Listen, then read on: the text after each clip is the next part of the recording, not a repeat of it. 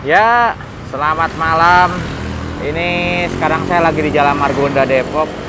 Gak lama nggak bikin video nih.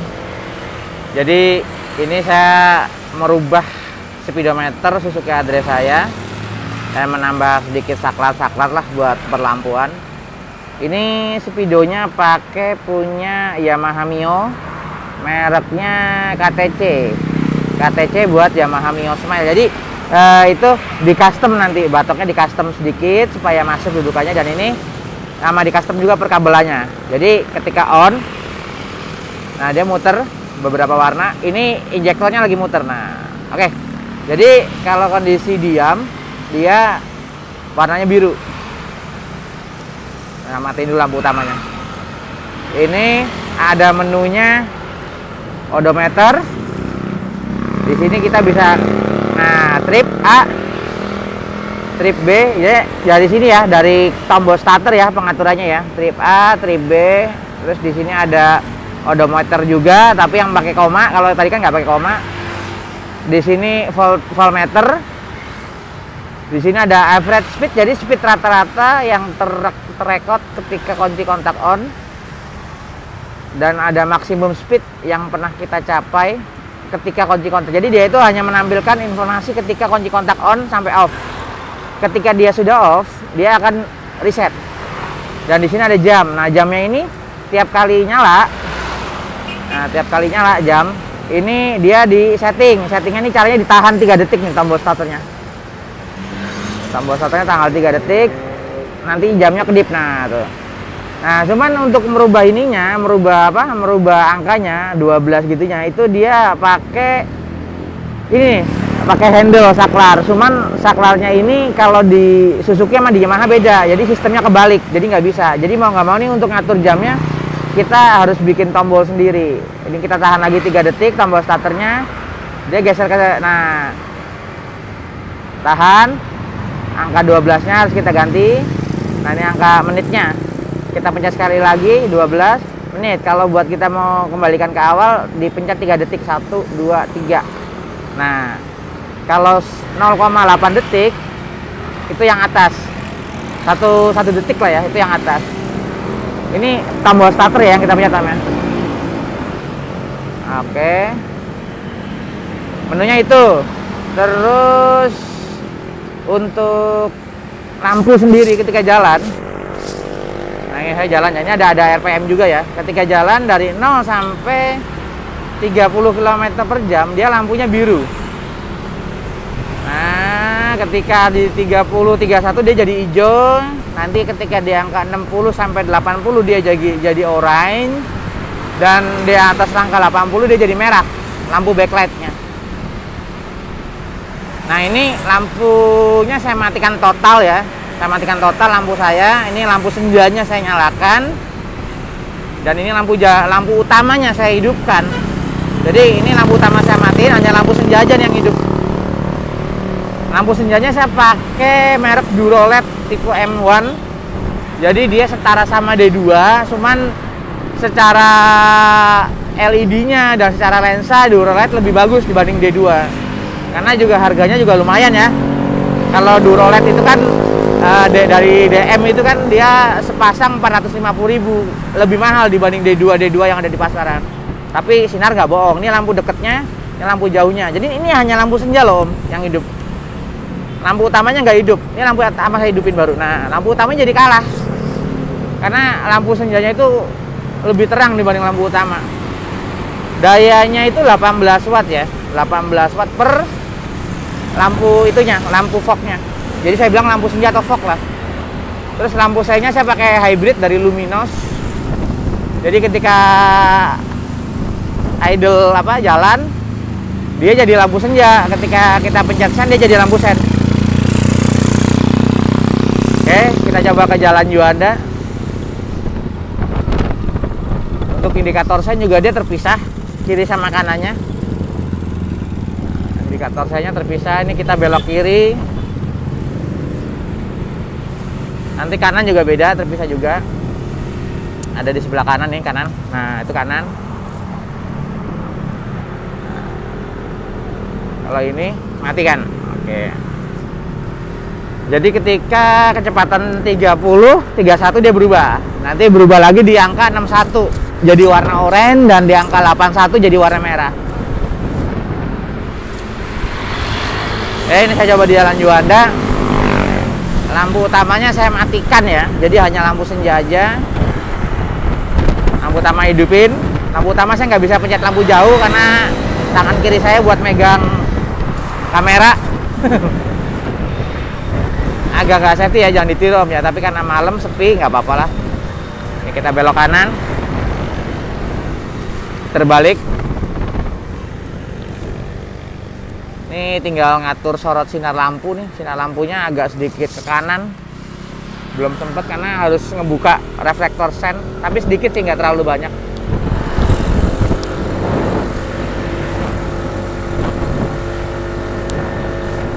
Nah, ini saya boncengan sama istri kebetulan. Jadi nggak berani kenceng-kenceng. Kalau sendiri sih saya mau tes sampai angka 80. Nanti kan dia warnanya berubah-berubah tuh. Ketika di 61 berubah, di 81 berubah. Cuman karena saya boncengan sama istri ya, saya bawanya santai aja. Dari 40, 50 stabil aja lah. Oke. Demikian Om ya. Ini untuk biaya rubahannya ini, harga speedometernya itu di Tokopedia itu kemarin saya beli 850.000 belum ongkir. Terus saya ngerubah ininya, batoknya custom. Itu saya custom di Om Alif Aditya. Dia workshopnya di daerah Sentul. Kebetulan beliau dari komunitas GSX. Saya ngerubah dudukannya custom sama fibernya itu sampai dicat 300.000. Itu sudah PNP Om, sudah PNP di batok speedonya address. Jadi tinggal pasang aja tuh. Nah, untuk ngurut kabelnya saya sendiri yang ngerjain. Lumayan itu. Saya sendiri sekitar 2 hari ngerjainnya karena memang perkabelan Mio sama address itu agak beda. Agak sedikit rumit ya. Tapi sih alhamdulillah sih nggak ngalamin konslet, nggak ngalamin short. Jadi lancar. Ini semua fungsi Om ya, dari mulai RPM-nya, dari mulai odometer sampai menu-menunya semua fungsi. Hanya jam aja. Jam bisa saya bikin fungsi buat ngatur jam pakai ini switch rem. Cuman kalau switch remnya kita ngikutin arusnya si Mio ini, nanti dia jadi nggak berfungsi buat starter. Jadi yang dikalahin nanti starternya. Starter kita nggak bisa, tapi jam bisa setel. Akhirnya saya putusin ya udah jam kita nggak usah setel. Toh juga capek juga ya, tiap kali kontak on sama off itu kita harus nyetel jam. Karena ini dia prinsipnya nggak ada baterai CMOS. Jadi dia nggak menyimpan. Tiap kali kita off ya dia tegangannya mati total di speedometernya. Jadi memori jam, memori maksimum speed, average speed itu hilang. Tapi yang masih bertahan itu odometernya, dia masih bertahan, tripnya masih bertahan. Ya udah itu. Jadi ya udahlah, nggak perlu ngatur jam, nggak apa-apa. Atau juga menu lainnya berjalan semua normal. Memang sih agak mahal ya harga speedonya ya. Cuman kalau menurut saya sebanding lah ya, full digital dengan fitur-fitur yang lumayan. Harga 850.000 sih menurut saya sih worth it ya. Masih belum 1 juta. Gitu. Kalau udah di atas 1 juta mungkin ya inilah mahal lah. Tapi tetap sih kalau sama custom batoknya, terus sama beli beberapa soket, terus bolak-baliknya ya habis lah 1 juta lebih.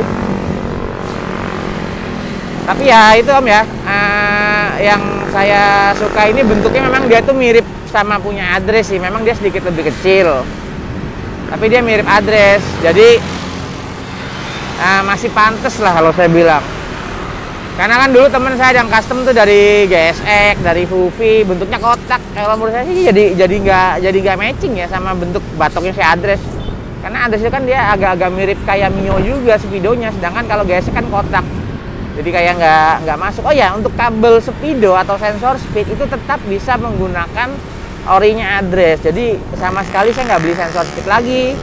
Jadi kabel speedo si address itu ya udah PNP aja plung di speedo ini. Dratnya sama, kotakannya sama, jarum kabelnya juga sama, PNP gitu. Wah, lampu merah, lampu merah. Nunggu hijau dulu. Oke, demikian Om. video singkat review speedometer custom di Suzuki AD saya. Nanti saya lanjut lagi kalau ada custom yang lain. Rencana saya sih mau custom ini lampunya, ya lampu hijau. Saya rencana kedepannya mau custom lampunya itu pakai full LED. Jadi saya udah dapat lampu headlampnya yang LED, tinggal di custom aja. Cuman masih berjalan lah, karena kan sekarang juga lagi libur lebaran ya. Jadi yang workshop custom juga lagi pada libur. Nanti habis lebaran saya lanjut lagi. Cuman sih sebenarnya saya cukup puas ya, karena lampu saya juga udah cukup terang. Mungkin itu hanya lebih ke arah look aja sih kalau untuk yang batok headlampnya yang LED. Oke Om, sebelumnya saya mohon maaf lahir batin kalau ada kesalahan, dan selamat Hari Raya Idul Fitri 1442 Hijriah. Mohon maaf lahir batin dan selamat malam. Ya Om, mau ngebahas yang masalah sinar lampu nih. Ini sebenarnya karena miring itu karena tadi saya dari sini. Kalau lempeng begini ya enggak. Kalau benar-benar di tengah nyorotnya nggak miring. Tuh, jadi efek dari kamera sih. Karena setelah tadi saya selesai ngerekam, kok saya lihat-lihat kok sinar lampunya normal ya, nggak miring ke kanan, nggak ke kiri. Jadi faktor dari kamera ini ngaruh tuh. Tuh. Kalau di tengah ya tengah tuh, di tengah ya tengah tuh.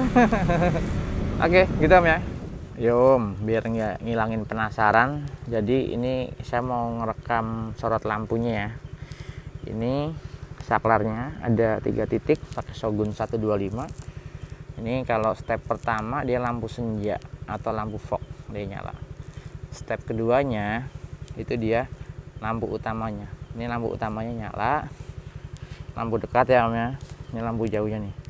Tuh lampu jauhnya tuh. Saya agak mundur dikit deh. Lampu jauh, lampu dekat, lampu jauh. Nah, teman ini jarang banget saya pakai semenjak ada lampu fog ini. Jadi ini karena begini udah cukup terang. Dan lampu fognya ini juga bisa main di sini saklarnya nih. Nah, tuh.